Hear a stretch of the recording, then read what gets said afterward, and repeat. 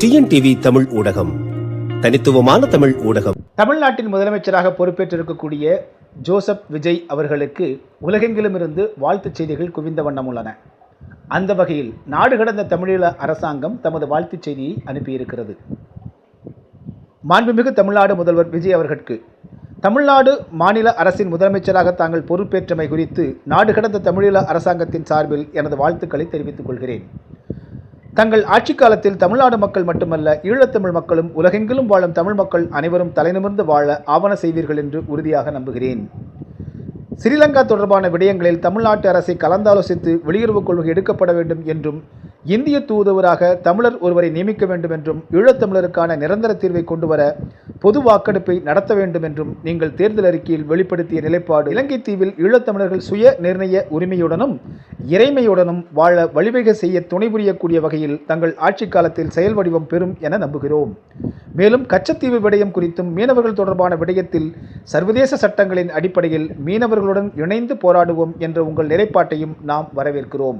ஈழத்தமிழ் மக்கள் தமது சுய நிர்ணய உரிமையினதும் ஈடுசெய் நீதியின் அடிப்படையிலும் தமது அரசியல் தலைவிதியை தாமே தீர்மானிப்பதற்கான நீதியானதொரு போராட்டத்தில் ஈடுபட்டு வருவதனை தாங்கள் அறிவீர்கள். இப்போராட்டத்திற்கான ஆதரவை இந்திய ஒன்றிய அரசினதும் உலக அரசுகளினதும் ஆதரவை திரட்ட உங்கள் தலைமையிலான தமிழ்நாடு அரசு உறுதுணையாக இருக்கும் என்று நம்புகிறோம். மேலும் உங்கள் ஆட்சி காலத்தில் உலகத் தமிழர்கள் இந்து சமுத்திர அரசியலில் ஒரு வலிமையாக பரிணமிப்பார்கள் என்று நம்புகிறோம். இவ்வேளையில் 2015ஆம் ஆண்டில் ஸ்ரீலங்கா இனவழிப்பு குற்றத்தை சர்வதேச குற்றவியல் நீதிமன்றத்திற்கு பாரப்படுத்துமாறு நாடுகடந்த தமிழீழ அரசாங்கத்தால் நடாத்தப்பட்ட கையெழுத்து போராட்டத்திற்கு நீங்கள் வழங்கிய ஆதரவையும் உங்கள் ஆதரவை தொடர்ந்து பெருகிய பல்லாயிரக்கணக்கான கையெழுத்துக்களை இவ்விடத்தில் நன்றியுடன் நினைவு கூறுகிறோம். இதேவேளை ஈழத்தமிழ் மக்கள் சார்பில் 2 கோரிக்கைகளை இச்சந்தர்ப்பத்தில் தங்கள் கவனத்துக்கு முன்வைக்கிறோம். ஈழத்தமிழ் மக்கள் இனவழிப்புக்கு உள்ளாக்கப்பட்டு தேசிய துக்க நாளாக நினைவு கூறப்படும் மே 18ஆம் தேதியன்று தமிழ்நாடு அரசு சார்பில் ஒரு நினைவேந்தல் நிகழ்வு செய்து ஈழத்தமிழ் மக்களின் உணர்வுகளுடன் இணைந்து கொள்ளுமாறும் வேண்டுகிறோம். 2.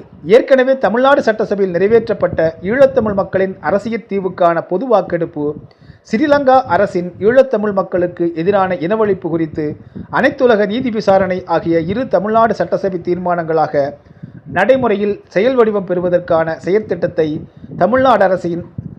தமிழ்நாடு அரசின் செயற்திட்டங்களுடன் இணைத்து இவ்விரு கோரிக்கைகளும் வலுப்பட உறுதுணையாக இருக்குமாறும் வேண்டுகிறோம். எமது இக்கோரிக்கைகள் குறித்து சாதகமான முடிவுகளை தாங்கள் எடுப்பீர்கள் என ஈழத்தமிழ் மக்கள் சார்பில் நாம் எதிர்பார்க்கிறோம்.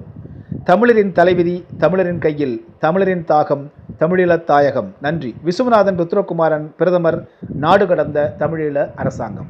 கோயம்புத்தூர் மாநகரில் 16 வகை தரமான எண்ணெய் வகைகள் கண்முன்னே அரைத்து சூரிய ஒளியில் வைக்கப்பட்டு முறையாக விற்கப்படுகின்றன. நேரிலும் அஞ்சல் வழியாகவும் வாங்கிக் கொள்ளலாம். தொடர்புக்கு 9843028388. டிஎன்டிவி தமிழ் ஊடகம், தனித்துவமான தமிழ் ஊடகம்.